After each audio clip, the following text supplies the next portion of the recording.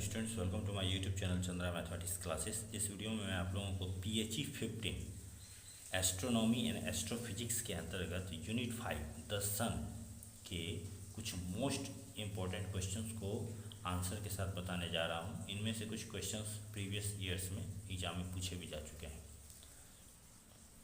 पहला क्वेश्चन है, what are the mass, radius and effective surface temperature of the sun. तो answer है the mass, radius and effective surface temperature of the sun are 2 × 10⁻30 kg, 7 × 10⁸ metre and 6000 kelvin respectively. ठीक है। हिंदी में सूर्य का द्रव्यमान, उसकी त्रिज्या और उसका प्रभावी सतह तापमान बतावें या प्रभावी पृष्ठ तापमान बतावें। तो आंसर है सूर्य का द्रव्यमान, उसकी त्रिज्या और उसका प्रभावी सतह तापमान क्रमशः 2 × 10⁻30 kg, 7 × 10⁸ मीटर और 6000 केल्विन क्रमशः। ठीक है। इसके बाद अगला क्वेश्चन है, डिफाइन सोलर ल्यूमिनोसिटी। तो solar luminosity is the total energy radiated by the sun per unit time in the form of electromagnetic radiation. 1 solar luminosity is equal to 3.86 × 10⁻26 watt. ठीक है। हिंदी में इसे हम पढ़ते हैं, सूर्य की ज्योति को परिभाषित करें। ठीक है। क्या कहता है, विद्युत चुंबक के विकिरण के रूप में सूर्य प्रति सेकंड जितनी ऊर्जा का उत्सर्जन करता है उसे सूर्य की ज्योति कहते हैं। सूर्य की ज्योति का मान 3.86 × 10⁻26 वाट होता है। ठीक है। इसके बाद अगला question, why is the surface temperature of the sun called the effective surface temperature. तो आंसर है the temperature of the sun is called the effective surface temperature because it is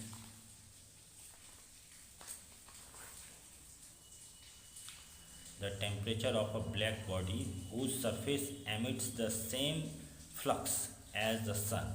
This is the temperature of the surface layer of the sun called the photosphere from which all the radiation is emitted. Hindi में इसे हम पढ़ते हैं। Question है, सूर्य का पृष्ठ तापमान प्रभावी पृष्ठ तापमान क्यों कहलाता है। आंसर है क्योंकि यह उस कृष्णिका का तापमान है जिसकी सतह उतना ही अभिवाह उत्सर्जित करती है जितना कि सूर्य। यह सूर्य की उस सतह का तापमान है जिसे प्रकाश मंडल कहा जाता है और जिससे कुल विकिरण उत्सर्जित होता है। ठीक है। उसके बाद अगला क्वेश्चन है, name the visible surface of the sun. तो यहाँ आंसर है फोटोस्फीयर। हिंदी में सूर्य की दृश्य सतह को क्या कहते हैं। आंसर है प्रकाश मंडल। फोटोस्फीयर को प्रकाश मंडल कहते हैं।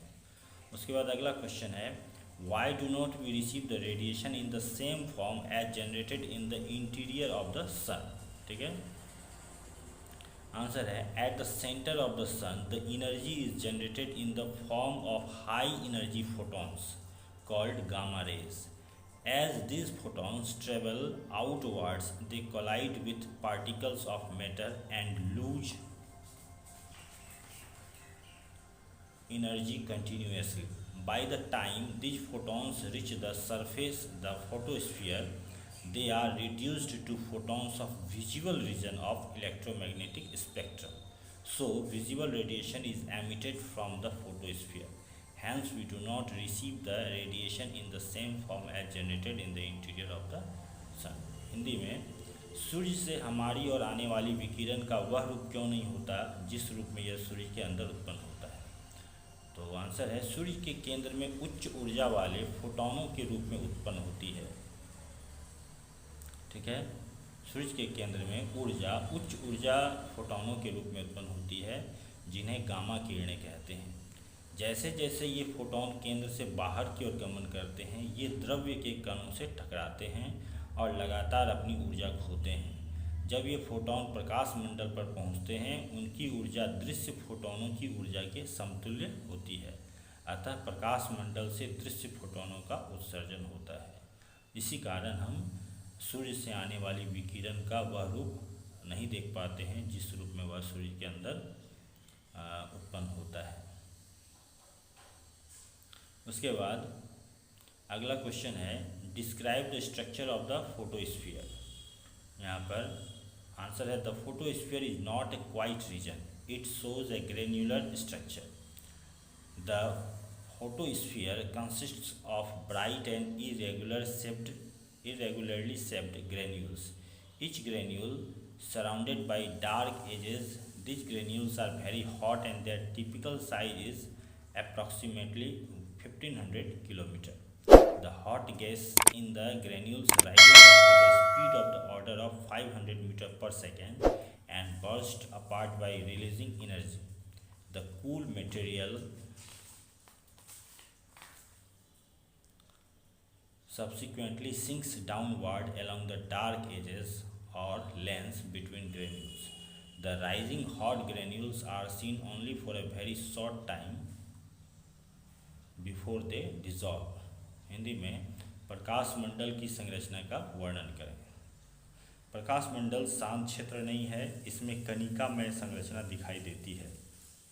यह चमकदार और अनियमित आकार की कणिकाओं से बना है। प्रत्येक कणिका के चारों ओर अदीप्त किनारे हैं। ये कणिकाएं बहुत तप्त हैं और इनका सामान्य आकार लगभग 1500 किलोमीटर है। कणिका में तप्त गैस 500 मीटर पर सेकेंड कोटि के वेग से ऊपर उठती है और ऊर्जा उत्सर्जित करते हुए विस्फोट के रूप में फैल जाती है। बाद में ठंडा द्रव्य कणिकाओं के बीच की गलियां अर्थात अदीप्त किनारों के अनुदिश सूर्य के आंतरिक भागों में चला जाता है। ऊपर उठती हुई तप्त कणिकाएं बहुत कम समय तक लगभग 10 मिनट तक दिखाई देती हैं और फिर वे खत्म हो जाती हैं। ओके, तो और भी क्वेश्चंस हैं इस यूनिट के अंतर्गत जिसे मैं अगले वीडियोज़ में बताऊंगा।